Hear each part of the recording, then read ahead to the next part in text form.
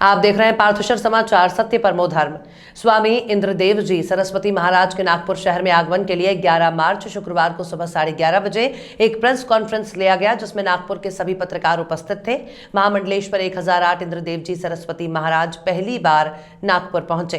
गजानन नगर नागपुर में समाज भूषण सोसाइटी के पीछे नवजीवन कॉलोनी, माधव नेत्रालय, सुरेश घोड़मारे प्लॉट पर उन्होंने प्रस्थान किया था। इस अवसर पर भागवत परमार्थ सेवा समिति के समस्त पदाधिकारी और वक्ता देवेंद्र, पत्रकार राजेंद्र जेठा, संजय ठाकुर और फिर शंभू ठाकुर आदि कार्यकर्ता उपस्थित थे।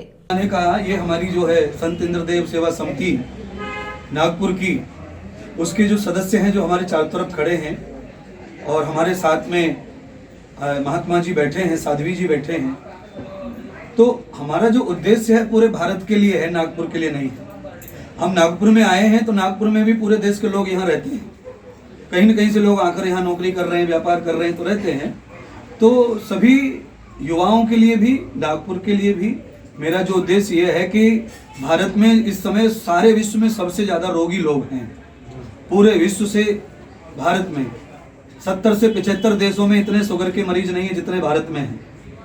हार्ट के मरीज, लीवर के मरीज, सोराइसिस के मरीज, सफ़ेद चाट के कोढ़ के रोग के मरीज, तो सभी लोग हम परेशान हैं क्योंकि हम आधुनिक जिंदगी में इतने ज़्यादा प्रवृत्त हो गए कि हमने अपने शरीर को ख़त्म कर दिया है।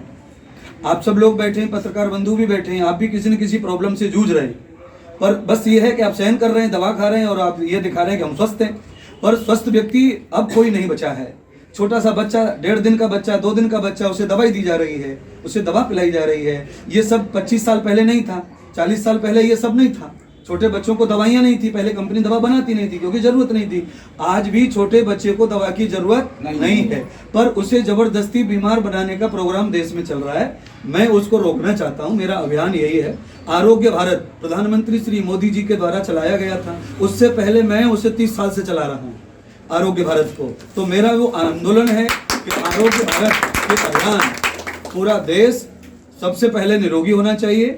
जिस व्यक्ति के शरीर में रोग नहीं है वो पत्थर भी फोड़ेगा, घन भी चलाएगा, हथौड़ा भी चलाएगा, तो भी अपने परिवार को, देश को पाल के ले जाएगा। अगर कोई व्यक्ति बीमार है और वो बड़ी सर्विस करता है तो भी वो अपने परिवार को पाल सकता नहीं है, क्योंकि बीमारी से बड़ा श्राप कुछ नहीं शरीर के लिए, जीवन के लिए।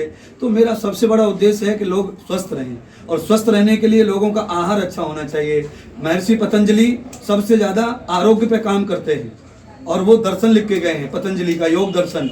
तो उस योग दर्शन में दूसरा ही सूत्र है, आहार शुद्धो सत्व शुद्धो, सत्व शुद्धो दुर्बो स्मृति।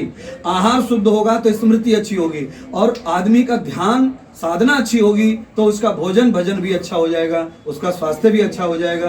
तो हमारे शरीर का निर्माण प्रकृति से हुआ है, तो हम प्रकृति का संग करते हैं बुद्धिमत्ता के साथ में, योग्यता के साथ, तो हमारा शरीर 100 वर्षों तक जवान रहता है और हम देश के, परिवार के और अपने काम आते हैं। और इसके लिए मेरा यही अभियान है कि प्रवचन के माध्यम से या औषधियों के माध्यम से या आयुर्वेद के वैद्यकीय विज्ञान के माध्यम से मैं समाज को, मानसिक विज्ञान है, विज्ञान का ही जो सिद्ध प्रमाण है उसे धर्म कहते हैं। जैसे पानी का धर्म, अब पानी का धर्म ढूंढेंगे कैसे? विज्ञान से तो पानी का धर्म पता चलेगा। अग्नि का धर्म, अग्नि का धर्म कैसे पता चलेगा? अग्नि को जब खोज करेंगे तो अग्नि का धर्म पता चलेगा। अब अन्न का धर्म, अन्न का धर्म कैसे पता चलेगा? आंखों के देखने से अन्न का धर्म पता नहीं चल सकता है, उसका भी विज्ञान हमें ढूंढना पड़ेगा। तो विज्ञान और धर्म केवल पर्यायवाची शब्द है, दोनों का मूल एक ही है। बिना धर्म के आप किसी विज्ञान को खोज नहीं सकते, और विज्ञान के अभाव में आप धर्म को भी जान सकते नहीं है, क्योंकि किसी भी चीज का धर्म समझेगा तभी। जैसे कोरोना का आपने धर्म जाना, कोरोना के वैक्सीन का, तब वैक्सीन तैयार की आपने। अगर आप वो जीव जो था, कोरोना का जंतु जो था, अगर हम उस वायरस को ना समझें, उसका धर्म ना समझें, तो हम उसका प्रतिरोध नहीं समझ सकते। तो जब हम विज्ञान को ठीक समझते तो ही उसकी काट धर्म है। तो वैक्सीन जो है वो धर्म का काम कर रहा है, और वही विज्ञान उस जंतु को मारकर हमको तैयार करता है, बॉडी को धर्म से भर देता है, तब तो बॉडी उस कोरोना को हरा देती है और फिर हम जीत जाते हैं। तो विज्ञान और धर्म में बिल्कुल अंतर नहीं है। पूजा पाठ को, मंदिर जाने को कोई धर्म मानता है तो वो धर्म है नहीं, वो तो हमारा लोक आचरण परंपरा है।